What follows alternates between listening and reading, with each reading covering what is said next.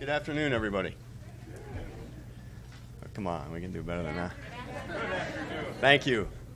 Welcome to our continuing grand experiment talking about principles of ethical and responsible conduct here at the University of Maryland. I'm Rob Spector. I'm Vice President for Administrative Affairs, Chief Financial Officer of the university. Delighted to see all the chairs filling, and there are additional seats by the windows, so feel free to grab them, turn them around, and bring them over and join us. This is our third conversation in this series, and not to confuse the numbers, but we're going to talk about principle number 9 in the third conversation. So we're obviously jumping around a little bit, but I think it's important as a topic and an important opportunity to hear from professionals here at the university about issues of importance, and in this particular case, talking about logos and protected marks and trade names and the like of the university and the university's name itself, and how to appropriately utilize and not abuse the use of those marks and protected properties. And of course, we all want to use them.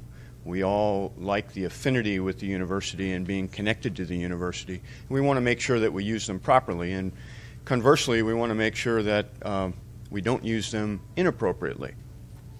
But we won't know if we're using them appropriately or inappropriately unless we hear from the people who can really educate us about that. So today we had 3 speakers.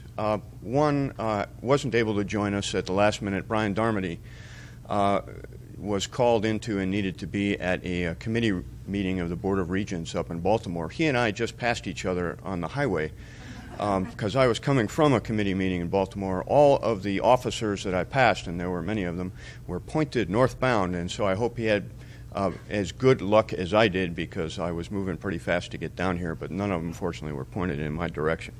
But we do have 2 other folks. We have Brian Ullman today, and Brian will lead us off, and we have Joe Ebal.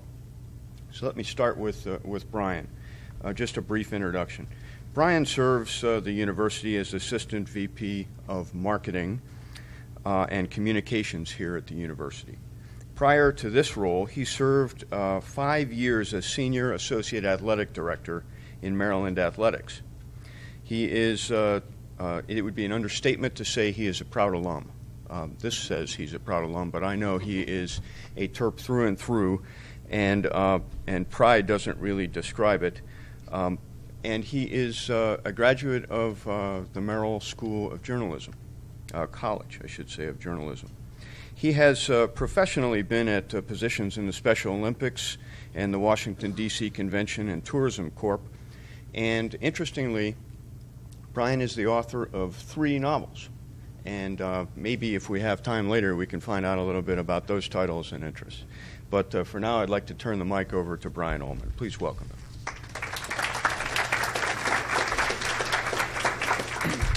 Thanks, everybody.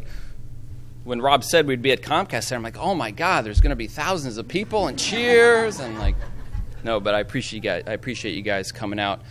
You know, if you look at the 10 principles of responsible and ethical conduct, logo usage might seem a little odd, a little out of place, but I can tell you it's one of the single most important things to establishing, maintaining, and enhancing the brand of the University of Maryland. And I'm going to walk through a presentation here that goes through these main topics.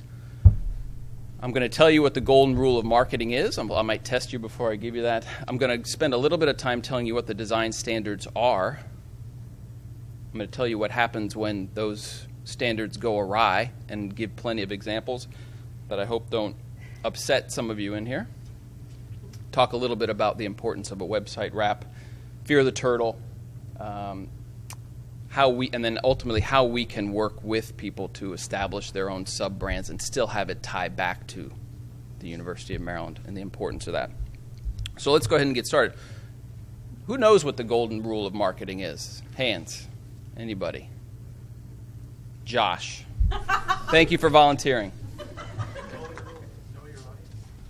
Okay, that's close. Not what I'm going for, though. I'll tell you this. It's not. Oh yes. That is correct. See, now I got to scroll through this. There, consistency. Yes, that's absolutely right. Absolutely right. The best brands in the world are ones that know their brand and stick to it over time. This is a huge challenge for marketing folks and communications people, because we almost by definition tend to be creative, and we want to do new things, and we want to experiment with what if we change the color, or we stretch it a little bit, or we add, ears, or whatever we want to do to logos, right? Whatever we want to do. Consistency is the most important thing, and it's also the hardest thing. So imagine this. Imagine you're in the market to buy a car, and you're watching television, you see an ad for that car. And it's cool, it looks good, and then you go to the website to learn more, and that website looks different than that ad. And then you go to the showroom, and the showroom sort of looks different, and they hand you a brochure in that showroom, and even that's different. How does that make you feel about that car or that brand? Does that inspire trust or loyalty to that brand? No, it doesn't. In fact, you'd be likely to walk out and say, these guys just don't have their stuff together. And unfortunately, an organization the size of the University of Maryland, we face some of those same challenges. You got a mouse pad when you came in, or you're going to get on the way out, and it has trademarks.umd.edu. What I'm going to show you is everything is contained on that website. But I want to share with you, in case you don't know, what our design standard is for the University of Maryland first. That's a good place for us to start. The logo is comprised of two parts, the seal and the word mark. We have a stacked version when you need to put it in vertical space, and we recognize that the horizontal doesn't work a lot of times. And then we have standalone seals too, right? That's it. That's the design standard. We have colors. A lot of people in this room, and a lot of people, we've experimented with different colors on the seal, and let's turn it all green to be green, and no. We don't even want you to change the red color. We know, right? We have some designers here, and they're like, oh, it's not 186, and they get all upset, and they're 186 is the red. Don't change it. Don't go to 185. It's 186. There's right? We even give a lot of flexibility. If it's a logo that's on a light color, or if it's a dark color, you can reverse it if you want to put it on red. You'll notice in the bottom right-hand corner here, that's the one we use in a lot of marketing materials. Because red is the dominant color there. So very specific there. We even have specifics on if you have to print the logo in grayscale, what percentage grayscale you can do with that seal. Right? 25%, 10%. Don't 35%. Then it starts looking off. So here's a couple ways. I'm going to go through a couple ways on how everybody messes this up. Use a different typeface, right? Make Maryland a different color in the upper right. Just change the word mark and just put whatever the heck you else want in there. Screen the whole thing. Layer the top. I mean, how terrible does this look? Right? Somebody, we occasionally have people say, "Well, it looks cool." No, it doesn't look cool. You can't read it. And then a lot of times, what you see, particularly on the web, you see this happen, right? It's either distorted or stretched, but that's because they don't know how to code it properly, right? But we see that constantly. Does that look like a car you want to buy? Does that look like a school you might want to attend? Or a place that you might want to give a gift? No. There's lots more, believe me. We've seen them all. Hey, how about a light bulb? We're about innovation. Let's put the light bulb. No. Don't put a drop shadow on it either. It's not 1988 when drop shadows were all the rage, right? Cropping the seal can look very cool. I mean, it can look very cool. Don't do it, right? The seal is not an O. It's not a 0, and it's not a period. Please don't do that. And then don't obscure parts of it, right? Don't obscure parts of it. So the shell. So a couple years ago, right, we introduced the shell, and everybody likes the shell. Everybody loves the shell. We have on that Trademarks website We have specific ways you can use the shell. You don't have to call us. Just pick it up. You can use it. It says Fear the Turtle next to it or not. But what you can't do is put your own colors in. I like yellow. Let's do yellow. Let's make flowers part of it. Or let's sort of distort it so it looks like, you know, an atom circling the seal. You know, no, please don't do that. And actually, you know, this one here down here in the right-hand corner, it might be hard to see. That's a rooster instead of the shell. Believe me, we've seen the shell manipulated into all sorts of different shapes, right?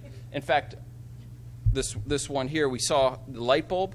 We saw a light bulb there was a shell distorted to look like a light bulb, so they're like 0 for 2, right? I showed you in that second slide what the University of Maryland style guide was, and it had the seal and the word mark. Every division, department, unit, center, program should have this exact format. This exact format. Seal and then a word mark. If you do not, you're not right. You're not right. In a second, I'm going to talk about how you can still maintain some flexibility and creativity, but I want to come back to that. Okay. This next slide, I'm going to show you some real-world logos that everybody out here has done. Right? And I want you to think about this for a second. This is sort of a thought experiment about the lost power of this brand. Let's assume that we have 100 bad logos across campus. And believe me, we have more than 100 bad logos. Right? Let's say that through email or website impressions, each logo is seen 100 times a day. That's 10,000 a day. 10,000 a day where we are presenting an unprofessional look to the rest of the world. That's I did the math on a calculator, 3.6 million a year. 3.6. Do you know how much money I have to spend to get 3.6 million brand impressions? I can't even calculate that. And yet that's what we do every time we put out something that's not consistent. So take a look at these. So I already told you all the sort of the guidelines. But look, and believe me, we only picked the ones that we could fit on one slide. Otherwise, I'd be going on and on. So it might seem like a great idea to, hey, diversity, let's show we're all human relations, yay. No. It also doesn't matter if the logo actually looks kind of cool, because this logo, look, this is a pretty cool logo, right? No. I'm going to pick on a couple. All right. So the Institute for Israel Studies. Does anybody know what that is on the left-hand side? This pineapple. Yeah. It's a pomegranate. It's a pomegranate, which is a symbol of fertility. Not sure why it's the logo, right? Not sure what that is. One of the things you have to remember is that the single best thing for your brand is the University of Maryland brand. We're bigger. We are bigger. We have more impressions. We have a very professional reputation. We have a list of accomplishments that are significant. We have brand equity. The best thing to do is align yourselves with us.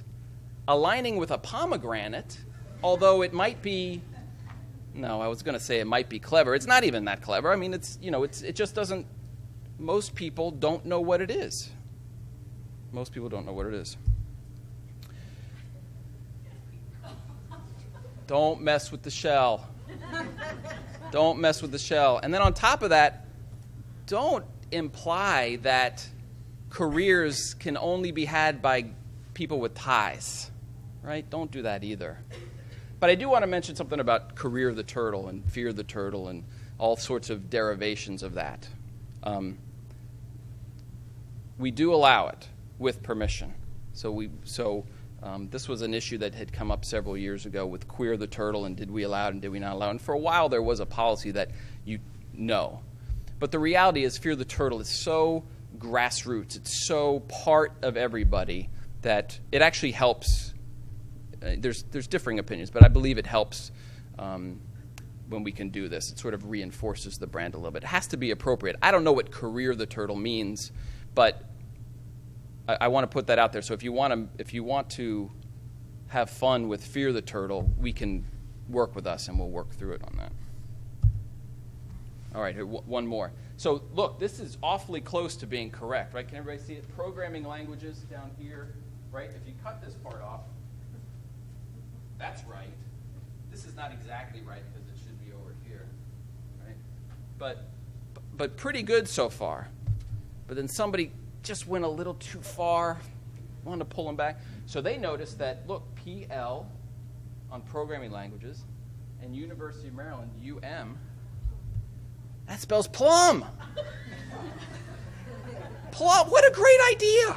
Let's have the plum be our logo. And it's all, that's clever. No. It's actually an update, believe it or not, so then they even updated it from this previous one. Like, the other thing, too, about consistency is that between these two, don't change. Don't change your logo all the time. Unless you have a real compelling reason, you had a name change or something. But no. And I should also point out that we are not UM. We are UMD. University of Maryland, UMD. That's what we should be using. So it's wrong on lots of levels. Lots of levels. The website wrap. Again, remember I used that car anecdote, buying a car, going to the website. We don't do a great job of this university-wide. We really don't. We have lots of independent websites that are managed by lots of different people, and it's very hard to maintain some consistency. So we developed this website wrap, and the wrap is this kind of header over here with the search. It is university policy that every website on this campus has that website wrap. And I'm sad to report to you that not everybody does. Maybe people in this room. And we're going to come after you.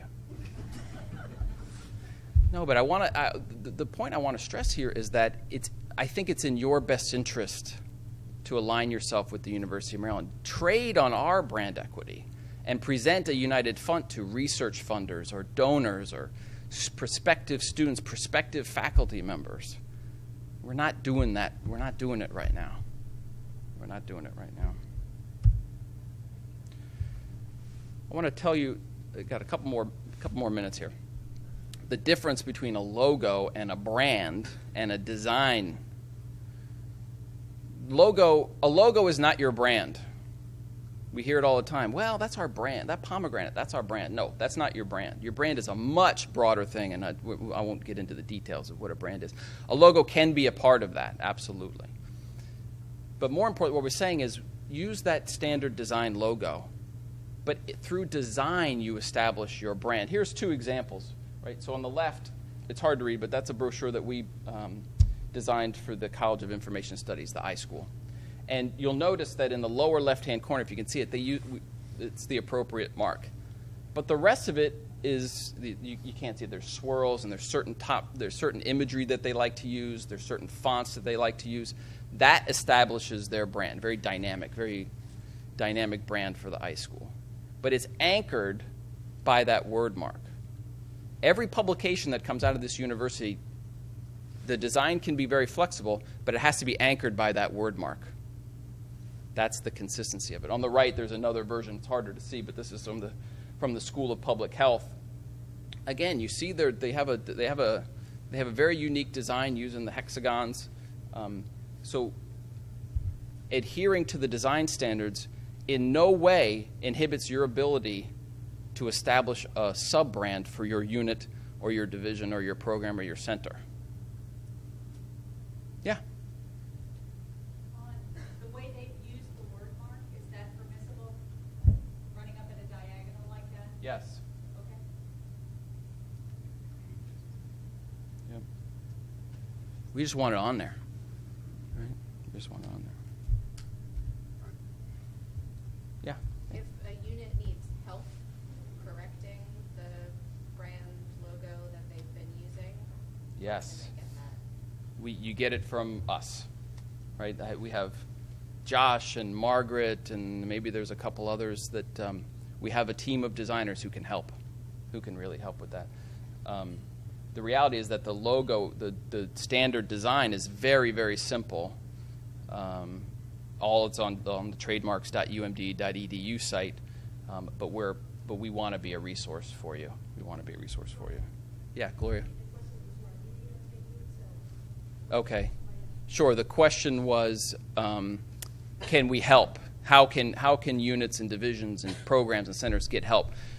Office of University Marketing and Communications has resources to be able to provide that service, design services. Make sure that you're in compliance with the university's standards. So this is my last. Oh yeah, Kelly. Hey. Not to play devil's advocate, but I want to clarify something. Here we go. So the School of Public Health branding, when that was developed, when the school was launched, one of the things, like we have the seal and the word mark, which is the standard version. Yeah. There was also a word mark with those hexagons developed like as a logo for the school, Yeah. which is distinctly different. So is that something that now we would say we're not? So I don't know I don't know that instance specifically, but what I would say is that your name can be designed. It can be designed. You can, the School of Public Health, if you wanted to design it for a specific purpose, you can do that. You have some flexibility there, but it always has to be anchored by that standard word mark. So it has to appear on there somewhere. So it can't be in place of what you're saying? It cannot be in place of. That's right. Okay. That's right. Yeah, that's right. Just wanted to clarify. A lot of people, what they do, and in fact we do it too, you might want a cover of a brochure that looks really great designed. On the back, you have the standard word mark. Again, it's just sort of, it's anchored. So I just want to leave you this. The brand consistency is so, some people in this room have heard me say it 50 times now. The brand of the University of Maryland is not going to be carried or enhanced by the 30 people who work in University of Marketing and Communications. Look at everybody here. You are going to do that. You are going to do that. And either you're going to enhance it or you're going to detract from it. That's the key, because you have to build consistency, because consistency is all about driving recognition. And through recognition, repeated recognition, you're going to get trust and value and ultimately loyalty to that brand. But I want to appeal to your sense of your own sense, in that if you align yourselves with the University of Maryland, with our brand, with that design standards, that's the single most important thing that you can do to help yourself, because you're trading on our brand equity. That's going to help you guys. And again, our reputation is a collective responsibility. Right? It's a collective responsibility, and that's why it's one of the 10 principles that we're talking about in this series. That's why it belongs on that list. Because without it, if we have 30 people doing the right thing and 130 people deviating from it, we're not presenting that unified brand. And that's what makes it so important. Again, so I put the website up there. I know it's on the mouse pads. It's on Joe's next presentation too. But before I give this up, is any other questions? Any other questions? Kelly again. Well, okay, since you put our Department of Kinesiology's logo up there as an example of a bad use, I want to ask, since our new dean, of course, comes from the Department of Kinesiology, and I can tell you that they adore that. And we're going through the process of, we're sending out an RFP for a big web redesign, and the goal and, our end product should be that we have all of our units aligned with the school.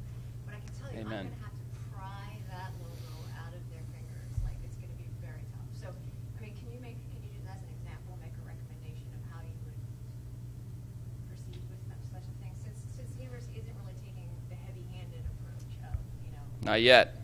Right. In some ways, I need some ammunition, to be able to confront. I would appeal to their sense of of trading on the equity that's inherent in the University of Maryland logo, right? you know, I feel for you, believe me, because we have these conversations all the time, right? I love the little running person, right? But it's not helping the university. And if the university doesn't move forward, it doesn't matter how good the kinesiology program is, it's not going to move forward, right? We're going to go forward together, or we're not. And we have to trade on each other. Yeah? Ryan, would they be able to drop the University of Maryland from it and use it as a second level departmental logo? Yeah, so that's what I was talking about. From a design standpoint, if they want to keep that as some kind of design element in a redesign, that's okay. I would object on other grounds, but yeah, there's places where things like design elements can still be used. Yeah. As far as the website goes, once you put the wrapper on it, then you don't really have to worry about having the word mark on your site because it's already wrapped. Right. So yeah. Go ahead. What about managing brand and social media? I know a lot of businesses are starting to Yeah. Are there any requirements? The answer is no. Social, but to be perfectly honest, we need to do a better job of establishing those best practices. Linda Martin, who heads up our new media in our office, is putting together a toolkit for that, and we'll be able to share that shortly. But that's a terrific question. Terrific question. Yeah. The logo with the University of Maryland written around it, go back to that other website we were just at, it's at the top of it's on your web. Oh, no. It's where it's called the official seal or whatever. It says University of Maryland and a circle around it. Oh, I'm sorry. Way in the beginning. Yeah. The one you were just on. You're there. It's part of your Top right corner of the slide. top right part of your slide. Oh, yeah. I know when I've looked, that's called like the official seal. Correct. And so I thought I implied that mean it couldn't be like on the website. This is the informal version, but yeah. Yeah. So it can be used like that if I have like a PowerPoint template and the little circle with the University of Maryland going around it? Yes. Okay. Yes. Absolutely. Absolutely. Yeah. Hey. Brian, there's also a presidential seal on the trademark. Right. There's Certain one one with with double lines. Okay. When is it appropriate to use it? Or is only the president's office allowed to use it? Well, that's Yes, it's what for it the is. president's Only for use. the president's office. Yeah. Good question.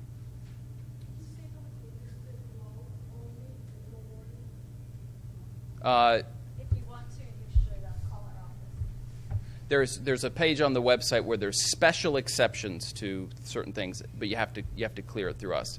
And I'm not sure why we would ever do that, but I guess anything's possible. But yeah, you're not supposed to break out elements of the logo, but we at least acknowledge that there may be something where we'd have to make a special exception, but that's not the rule. Okay.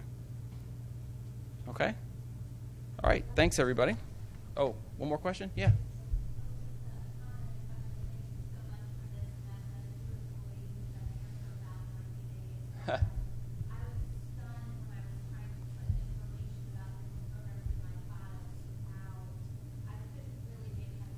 Yeah.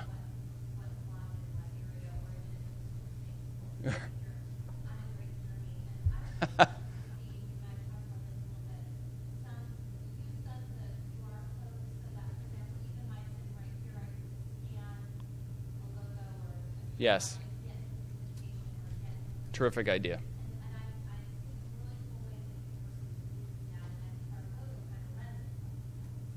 Right. Terrific idea.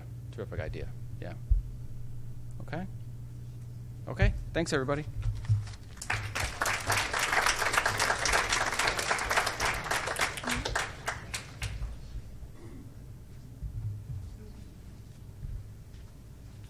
Terrific. Thank you, Brian.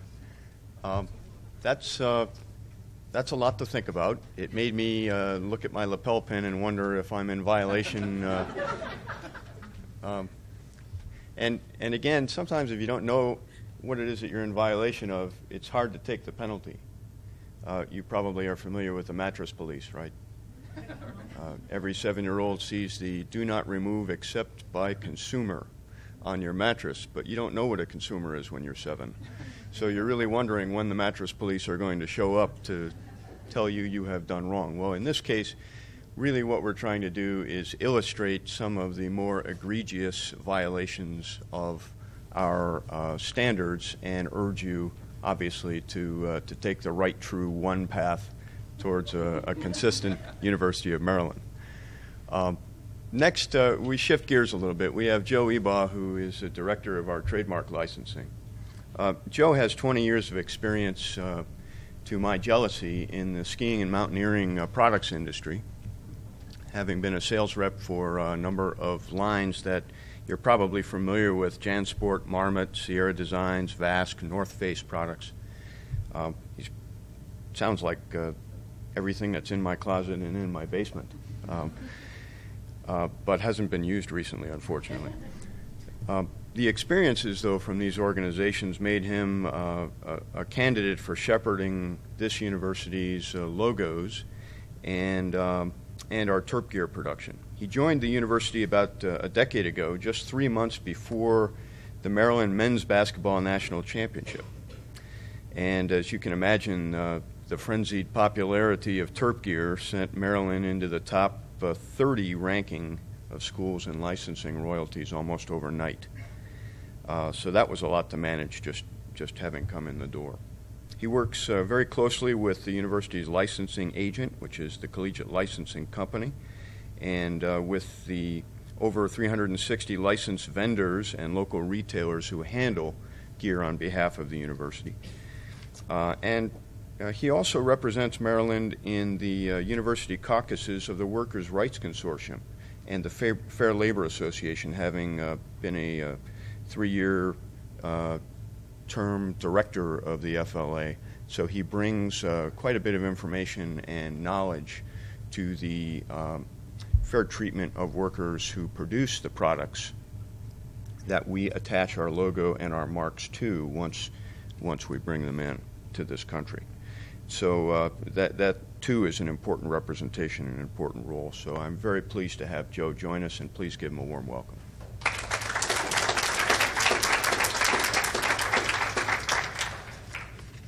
Well, thanks, Rob, and good afternoon, everybody. And first of all, I'd like to say, and Brian pointed out to me, in my position at the North Face, we were very picky about our brand as well. And the hair on the back of our necks would go up if somebody called us North Face, and it had to be the North Face. So I can correct you there, Rob.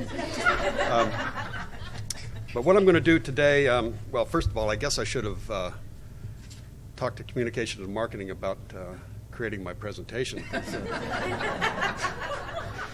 It's a real simple act to follow here. So anyway, what I'd like to do is give you a brief history of collegiate licensing and how Maryland fell into that chronology, tell you about the Collegiate Licensing Company, a description of our agent, and then some examples of some approvals and some disapprovals. Back in the 60s and 70s, there was no collegiate licensing. There was one collegiate producer, Champion Sportswear, that did almost everybody's T-shirts, sweatshirts, sweatpants, and that was really about the end of it, some hats. And they did a lot of uniforms. The University of Pittsburgh was tired of getting the in-state drumming by Penn State, my alma mater.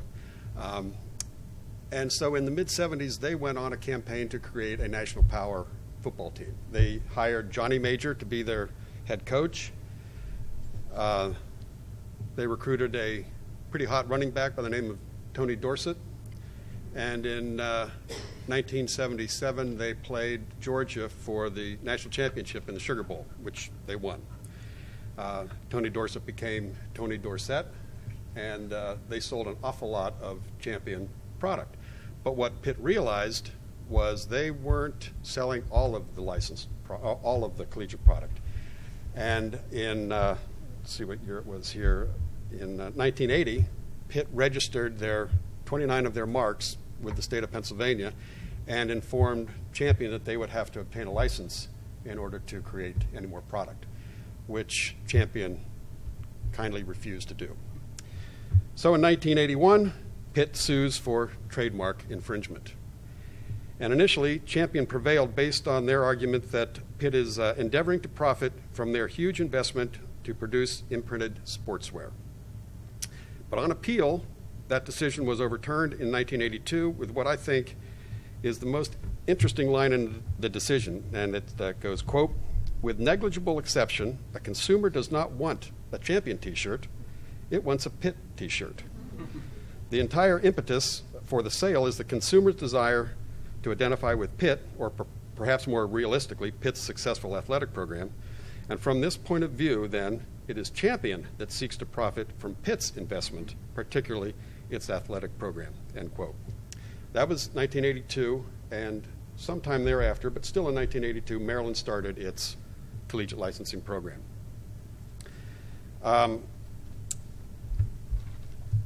With our program, we use an agent, the Collegiate Licensing Company, which was founded by Bill Battle, a former University of Tennessee head coach. And he founded that in 1981, and Maryland was one of his first clients. Today, CLC represents nearly 200 schools, conferences, bowl games, the Heisman Trophy, and all of the NCAA championships. What CLC provides for us is they get all of the art sent by licensees, and they electronically get it to me daily. I probably approve 20 to 30 pieces of art each day, and it's very quick. The licensees get turned around in less than a day. They process all the licensing requests. So if somebody wants to come out with a new line of flip-flops, they call me, they want a license from me, I send them on to CLC. There's a website, they get their all the instructions on how to become a licensee from there, and the hurdles start popping up everywhere. But they also collect the royalties and make the disbursement to us, and they make sure, they run audits that make sure the licensees are paying what they should be paying.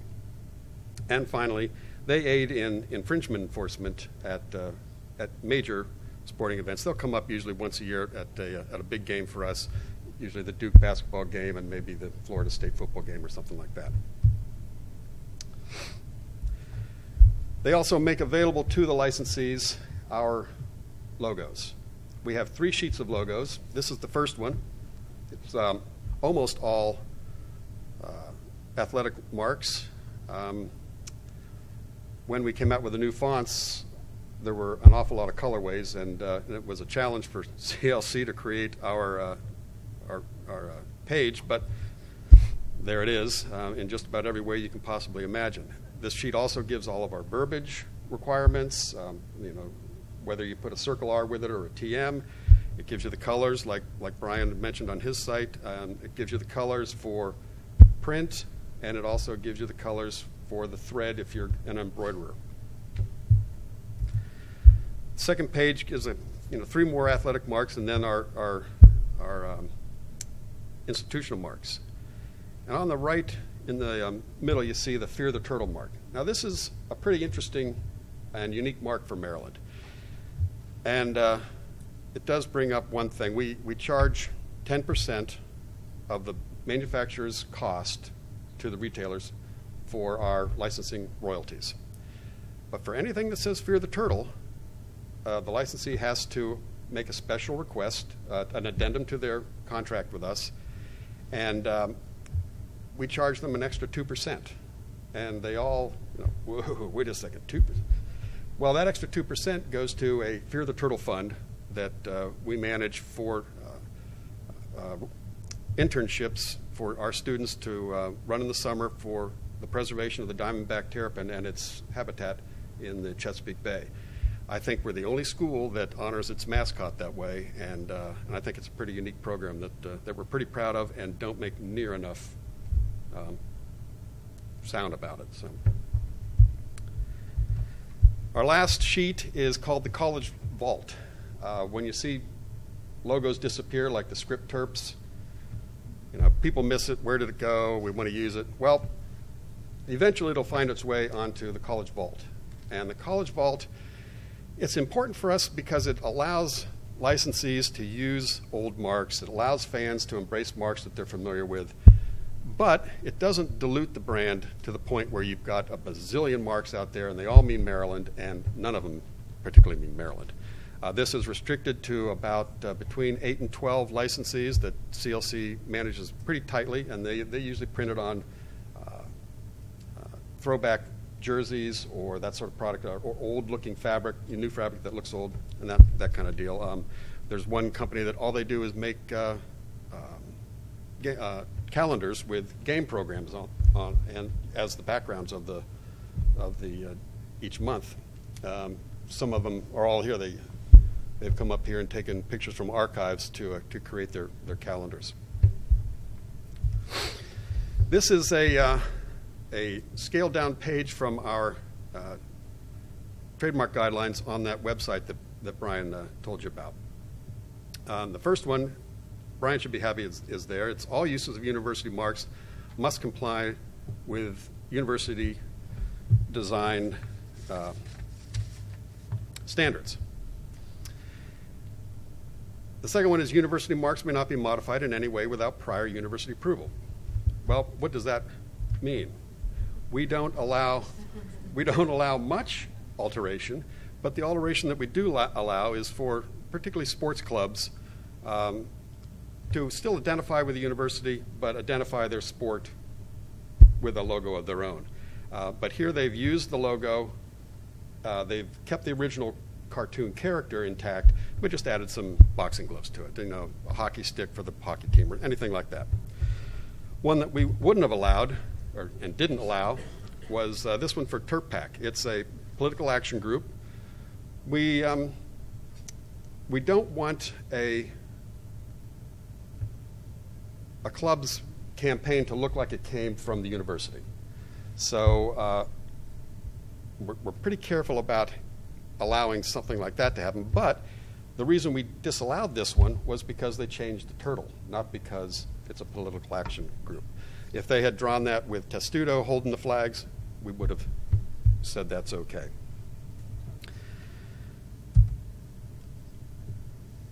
The next one is we will not approve use of university marks in connection with alcoholic beverages, dangerous products, drugs, tobacco, gambling, sexually suggestive products or language, and health-related products. So I get this one. They were pretty adamant that they wanted to go to market with these ping pong balls.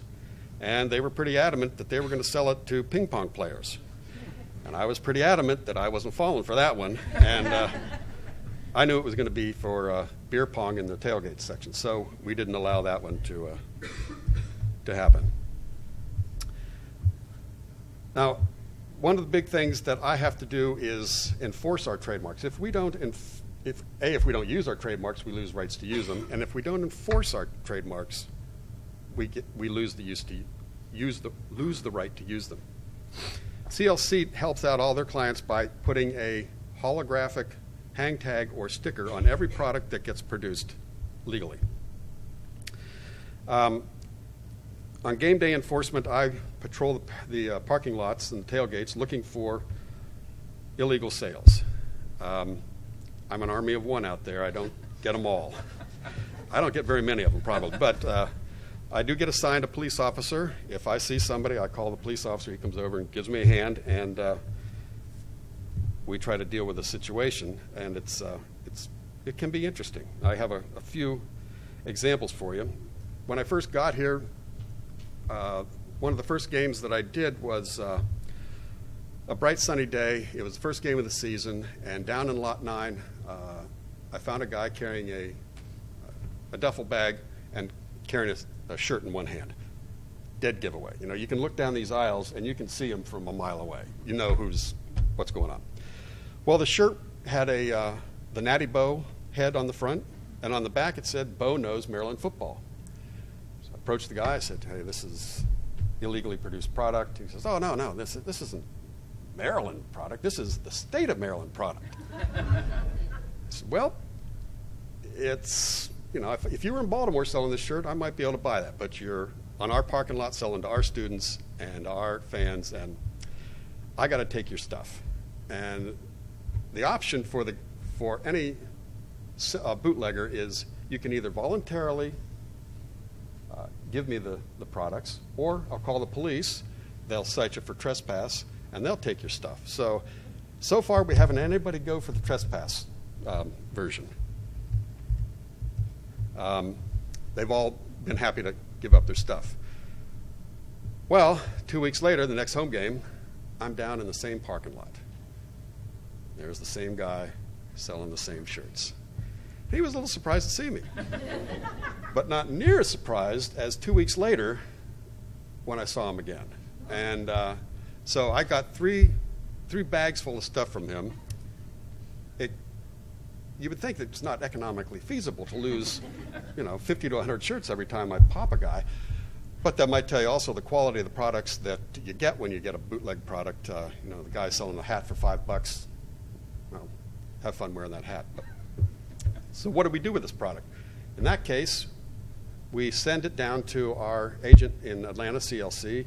They've got some church groups that run missions in other continents, and they'll take the stuff over and give it to people that won't impact our market at all. At least that's the decision we've made. So, the next example I want to give you is Terpaholics. It was a Florida State game. It was a night game, and it was a blackout game. I think you were head of sports marketing at that time. Ran into two students. They were brothers, and they were selling just outside, across the street from the north gate, the student gate at Byrd. When I approached them, I had the police with me, and they argued. They said, "We got permission to sell these," which surprised me because I'm the guy that gives the permission. And they were very nice. They were respectful. They were pleasant kids, but they wanted to call their dad. So they did. The dad was in the stands. He comes down, and he flashes a Long Island's detective badge, which thoroughly impressed the motorcycle cop. And he said that it wasn't infringement. And I said, well, I'm not going to argue. I'm not a lawyer. I'm not going to argue with you. But I'm going to take your stuff. I'll keep it in my office, and I'll have the lawyers from CLC give you a call on Monday, which they did. They had a nice conversation with the gentleman, only the guy in the conversation let it out that they have a website, and they have thousands of these shirts warehoused for the website. So not only did they lose the 50 or so T-shirts in the bag, they lost the 1,000 or so shirts in the warehouse, and that became a lot more expensive for the kids than had they just gone quietly. Now those shirts, because the Terpaholic logo that they used was kind of a woozy turtle with a beer mug in his hand, we don't want those in the marketplace no matter where they are, so we destroyed those shirts. The last example I have is the Military Bowl game. A couple years ago at RFK,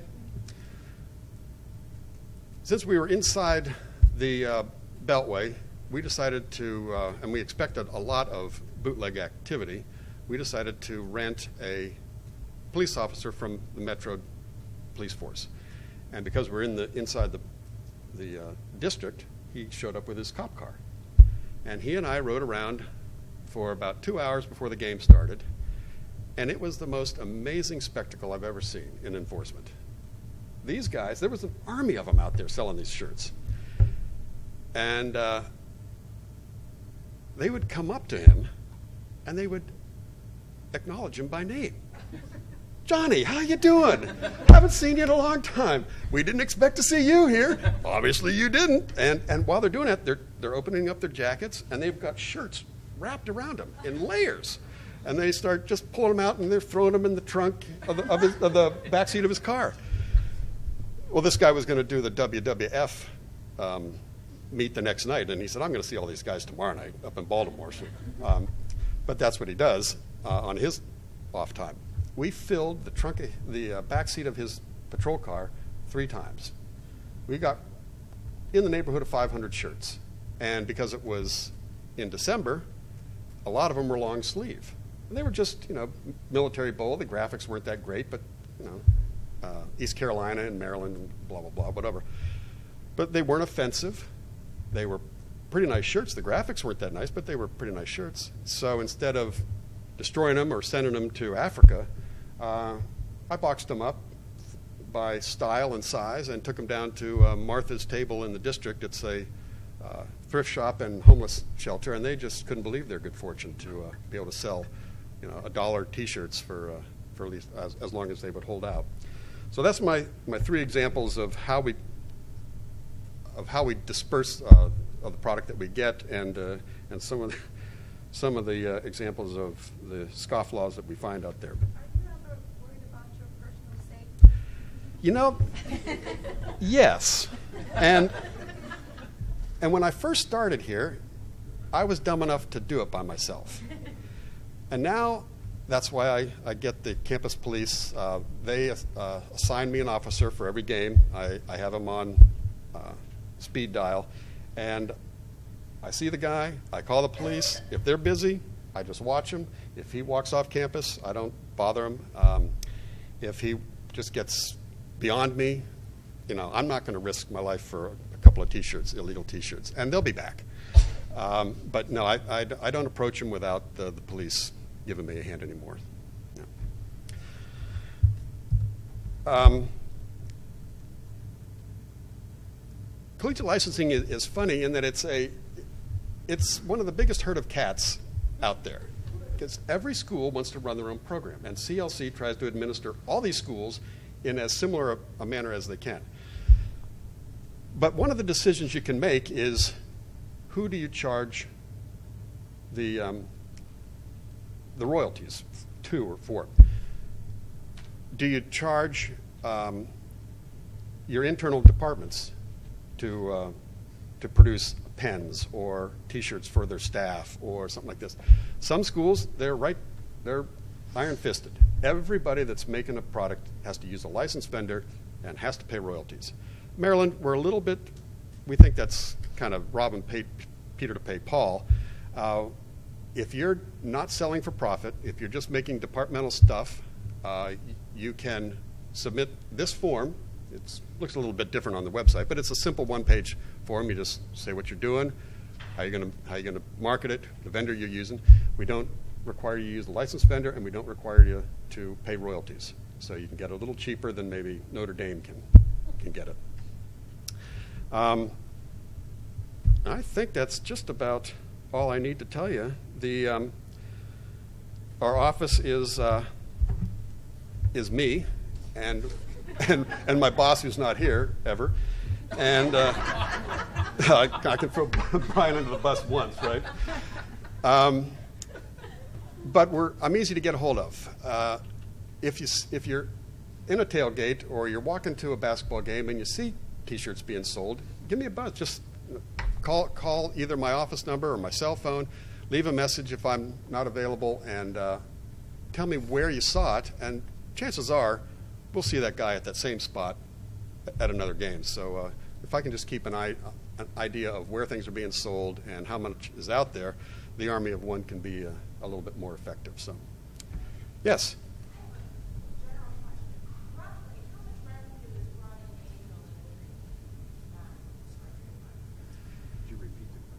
Yeah, she asked how much money is brought in annually. Well, it depends on how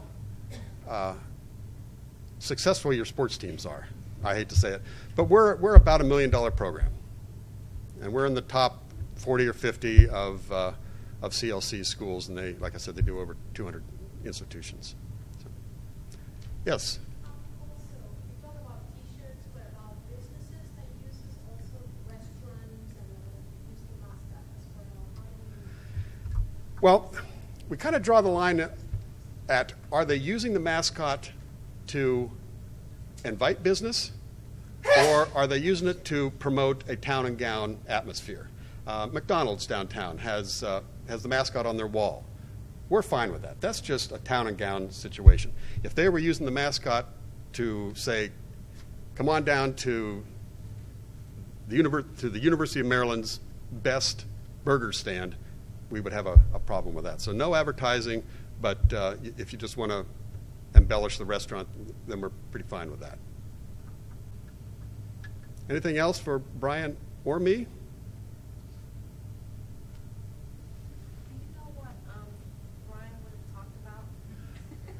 he would have talked about half of what I was talking about. We were going to share. He would have talked more about the history of how he created, because Brian created the licensing program back in those days, and he created the Fear of the Turtle concept. So he would have taken the opportunity to tell you about those. Yep. All right, well, thank you very much. Yes? Very quick, how much did you estimate we lose through the illegal sale of these T-shirts and other? Well, Dave, absolutely nothing. The army of one is... I can't even begin to tell you. You know, the only place I patrol is on campus. Anything off campus, it's pretty tough. I've gone into some retailers, and that's a little bit different. But as far as bootleggers, it's hard to tell. I can say that I see one particular hat a lot of times, and this police officer that we used in Metro says, "Oh, I know where those hats are, where they're making those hats." Or I know where they get those hats. So well, why don't you rate it? Well, yeah, we'll rate it for you. Don't worry. Well, I haven't seen the results of the raid yet, but I think it's interesting that it is the same hat every year, every season, and they're all Chinese hats, and they come in these plaid plastic carry-all bags. I can't tell you how many times I've busted somebody selling out of these plaid bags. Well, I live out towards Annapolis, and one day I'm coming in Route 50 for a game, and I pass a car, and I see in the back seat this plaid bag. I thought, well, I'll keep my eye out for you. I didn't find them, but I knew exactly where that bag was headed. So, CLC would probably have at least an idea of how much is lost by counterfeiting. All right, well, thank you very much. Thank you.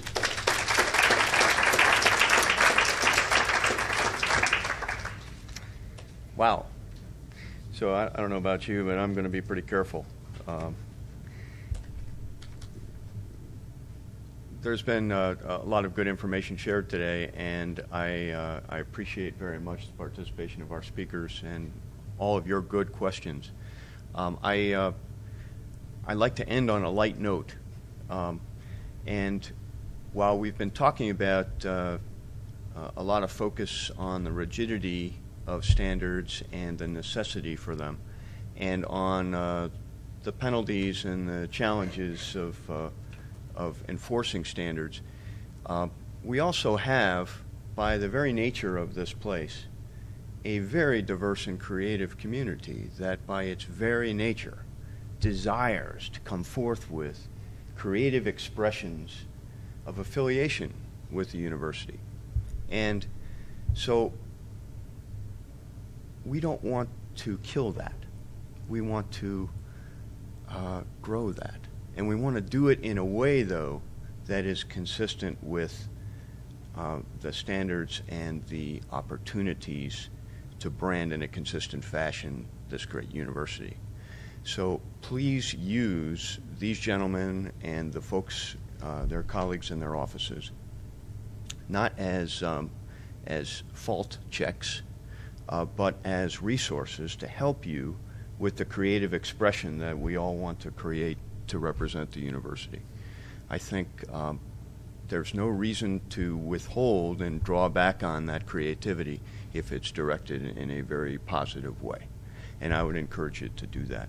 This has been really a lot of fun this afternoon. Thank you all for being here. We have some takeaways for you back on the table back here, a variety of handouts of calendars of the remaining sessions in the principals discussion series, and mouse pads or turtle pads, perhaps, for your use, and you're welcome to take an extra set of all of those things back for colleagues who may not have been able to attend with you today. And if there are no further questions or comments, we're adjourned. Thank you.